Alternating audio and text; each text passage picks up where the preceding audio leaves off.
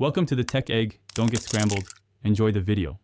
In this video, I will explain how to lift wipers on a Kia Telluride. This guide will help you safely position your wiper blades for maintenance, like cleaning or replacement. First, make sure your vehicle's ignition is completely off. Then, you'll need to put the wipers into their service position, which is a simple process. This ensures the wiper arms can be lifted away from the windshield without causing any damage. Let's get started with the first step. To activate the wiper service mode, it's a quick two-step process. First, turn your vehicle's ignition on and then immediately turn it off. Next, push the wiper stalk, located on the right side of your steering column, upwards towards the roof. Hold it in this position for about 3 seconds.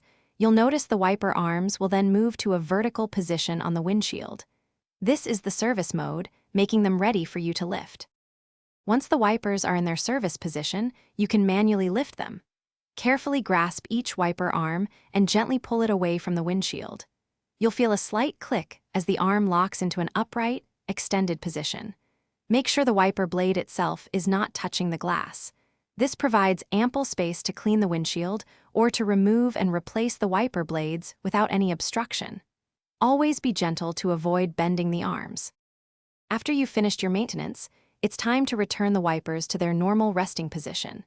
Gently push each wiper arm back down towards the windshield until it rests flat against the glass. Then, to reset the system, simply turn your vehicle's ignition on and then immediately turn it off. The wiper arms will automatically sweep down and return to their original parked position at the bottom of the windshield.